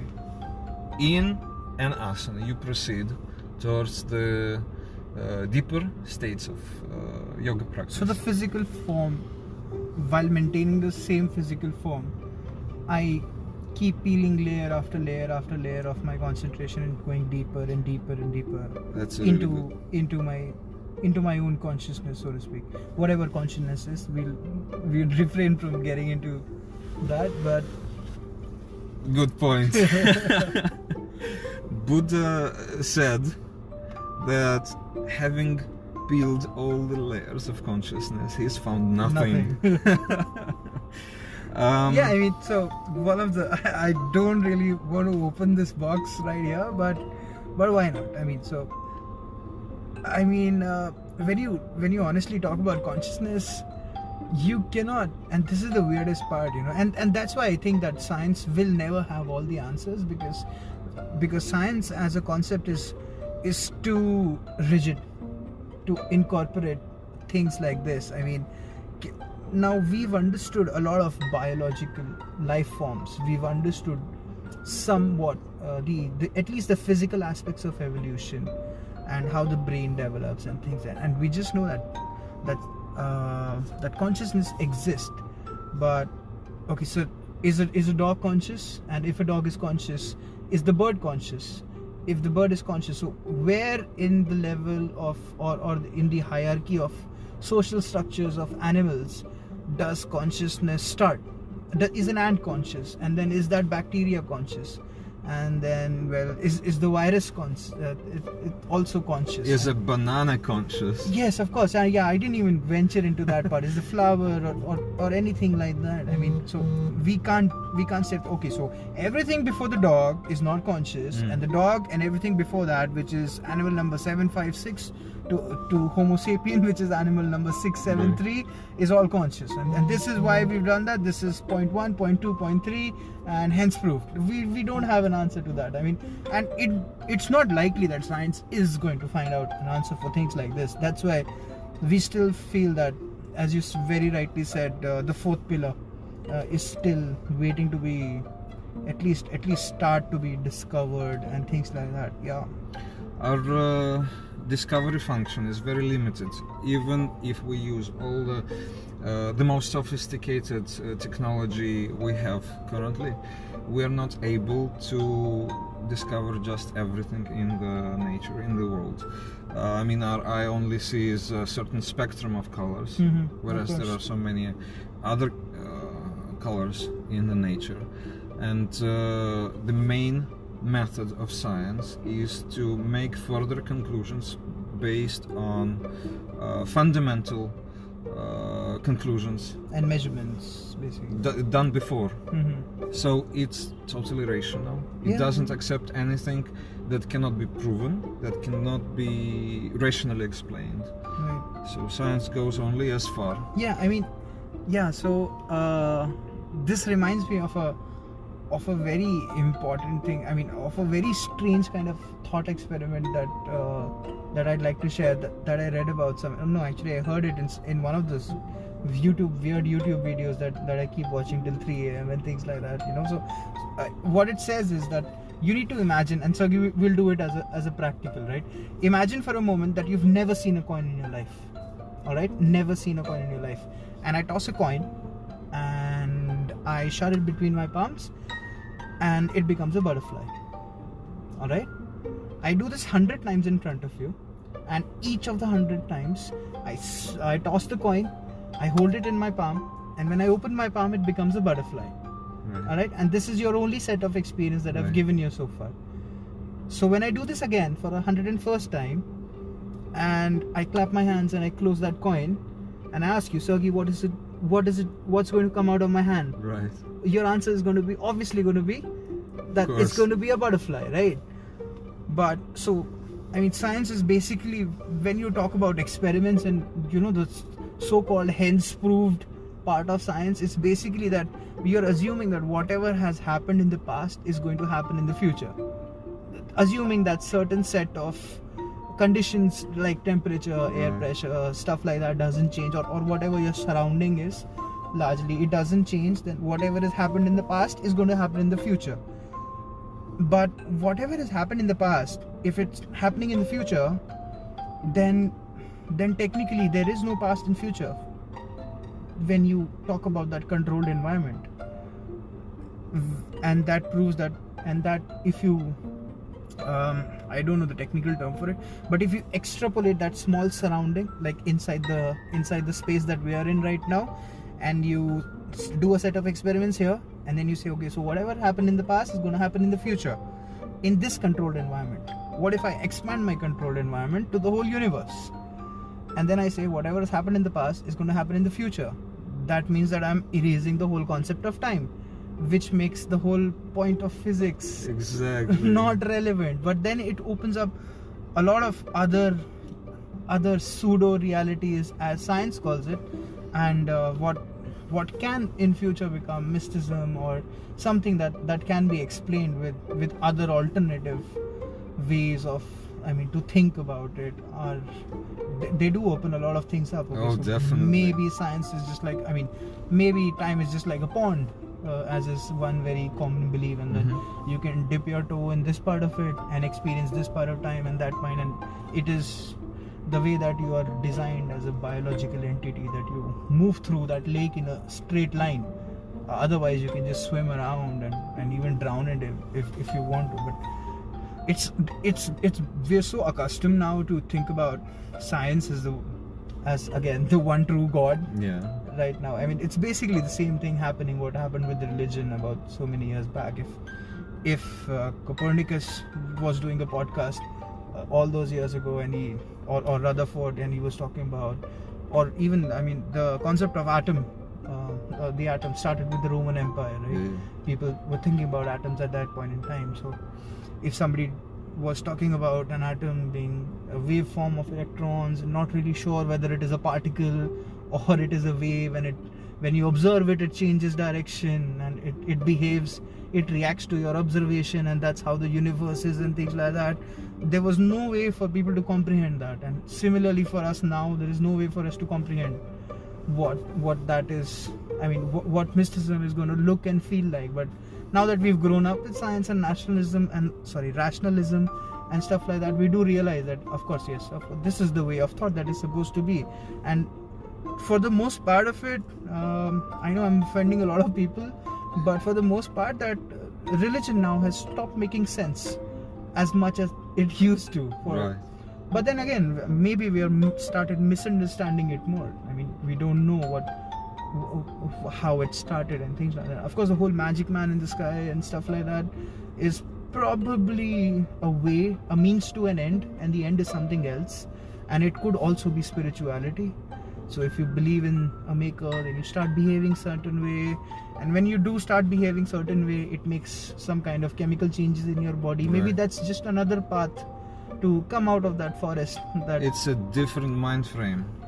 Even mind frames within scientific rational approach, a mind frame of an idealist and a mind frame of materialist are different. Of People course. think differently. I mean, you base your thinking on different ideas. And as I said, we give too much. I mean, we give all the credit to science these days. I mean, we are the people of science, of rationalism.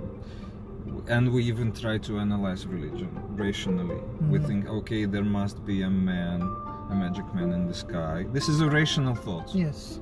It's a scientific concept. We try to make this a rational concept, but religion works differently.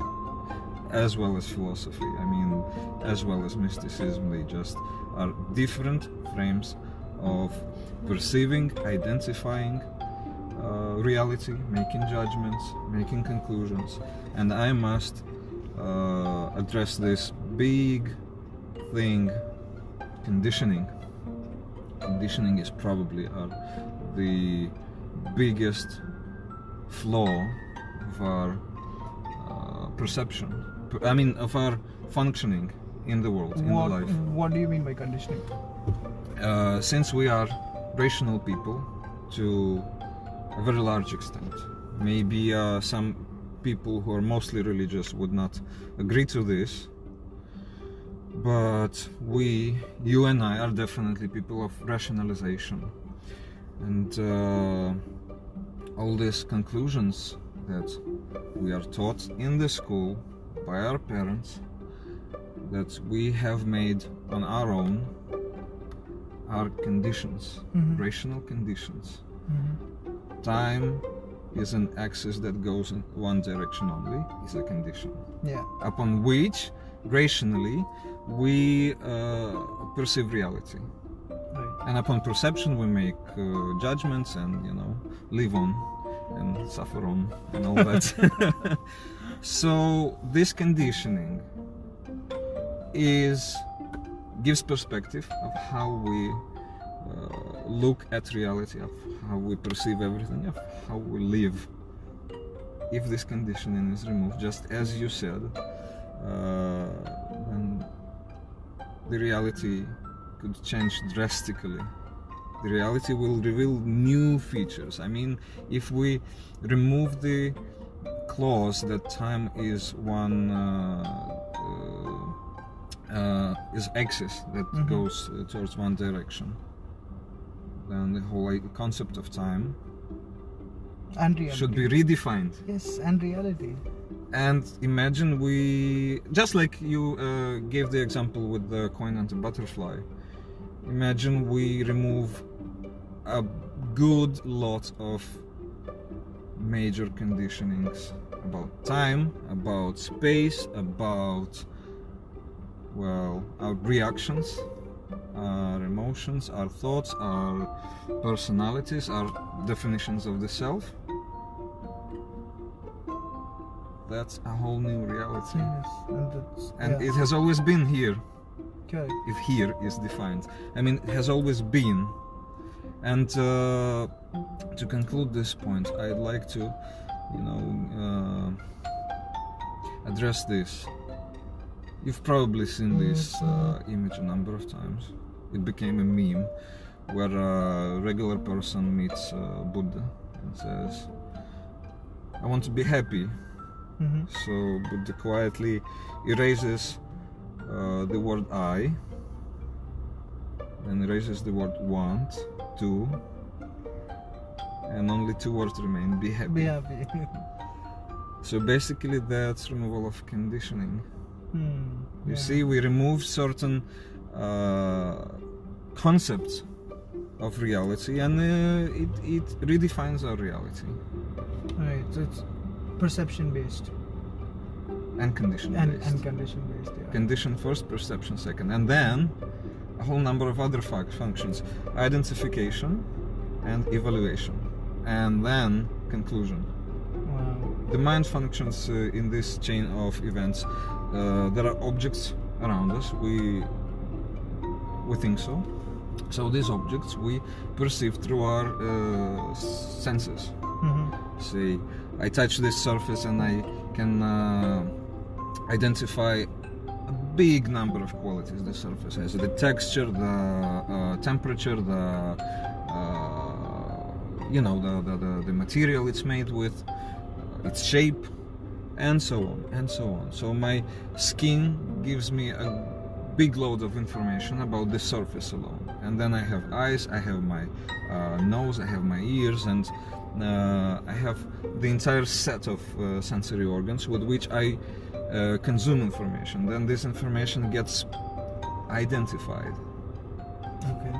So because the skin informs me that the surface is relatively warm and has this certain texture, and then my eyes inform me that this surface is of this particular color, say dark gray, right?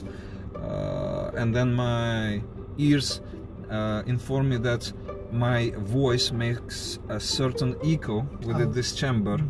It also gives information about the surfaces that surround me, you know. So my sensory organs give me so much information, which is then packaged in my mind into objects. So I know a table is a table because it has, you know, this surface on the top and 4 legs, right? So these different bits of information get packaged in my perception, and then that's the identification process.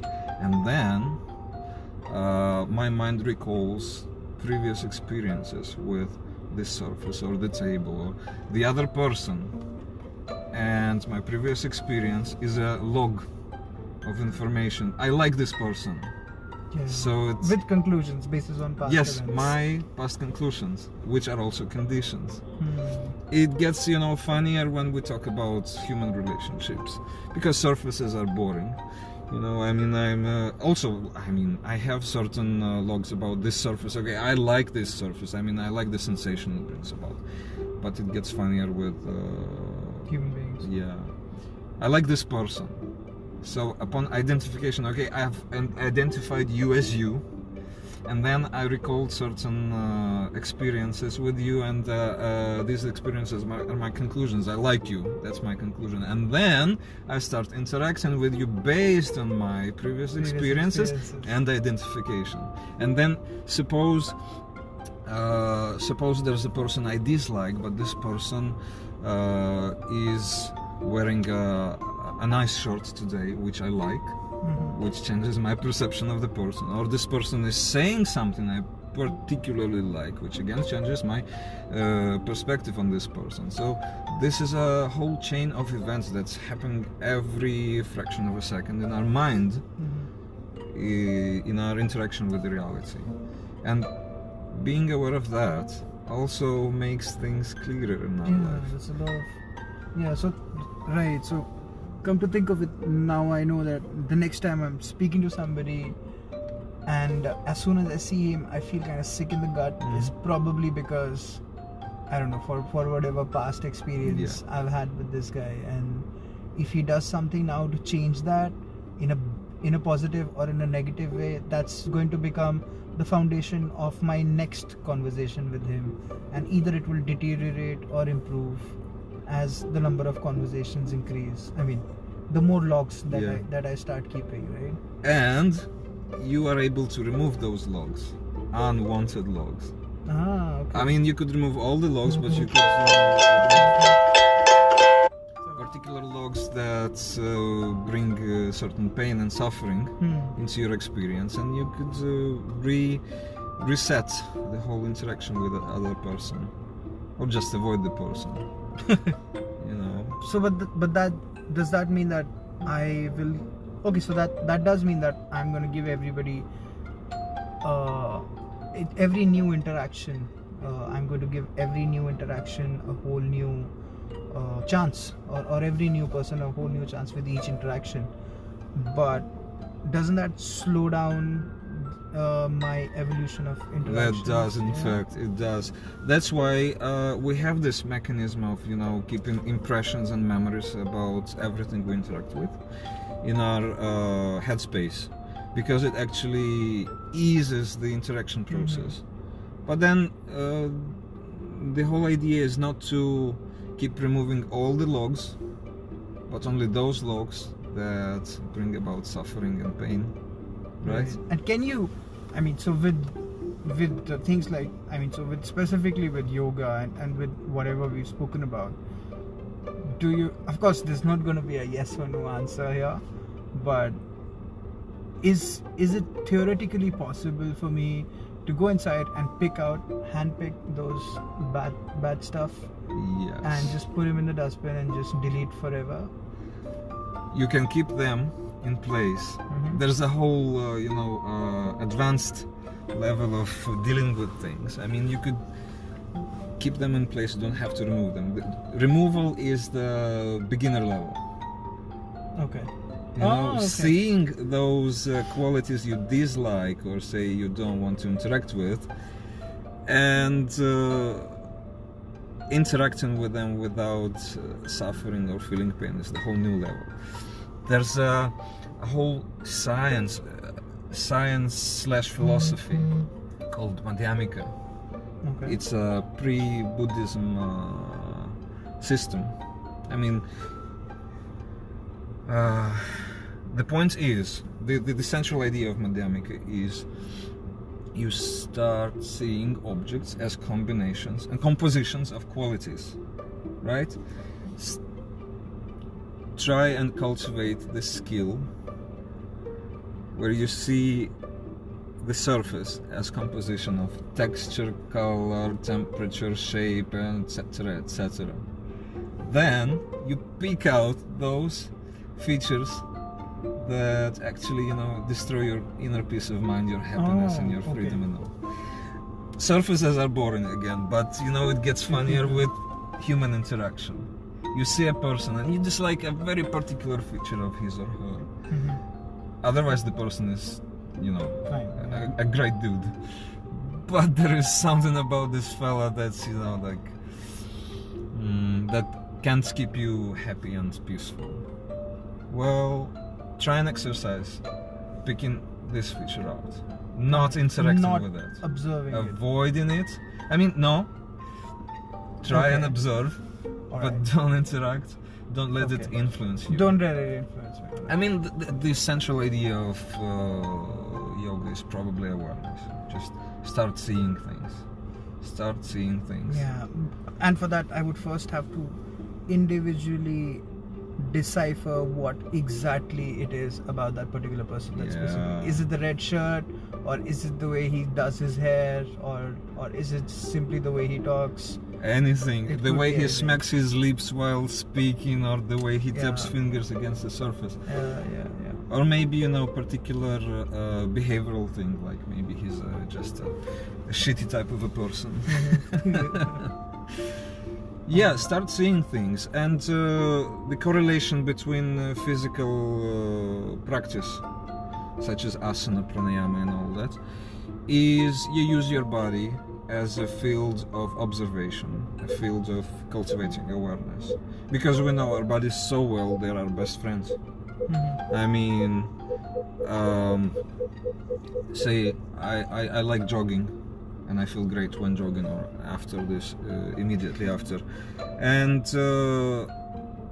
nobody else but my body will tell me all the information about this particular experience.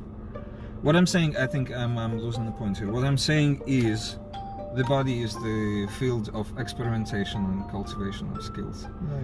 And the main skill to develop is awareness, clear seeing of things. If not control, at least observance. Yeah, Which really will good eventually lead to you being more aware about what you feel and do and why you do it. And then that might eventually lead to, or if you're focused enough, it should eventually lead to you being able to control your reaction to certain sections that you don't feel worthy, that deserve your interaction, which then gives you clearer focus and stuff like that. And that could potentially be the way out of the forest. Absolutely. Right? That's the point. All right. It's kind of starting to make a lot more sense. That's basically, you know, why a person could feel great in such an uncertain time, with such an uncertainty about the future, in such a large number of painful factors in life, having lost a job, having lost, you know, relationships, being in deep pain about so many things. A person could still feel great, having this clarity of mind, having exited the forest of confusion. Right. Which is growing larger and larger and larger every day. And that's how we're going. Inside it. Yeah. And this is the path into the next stage of evolution, into the future.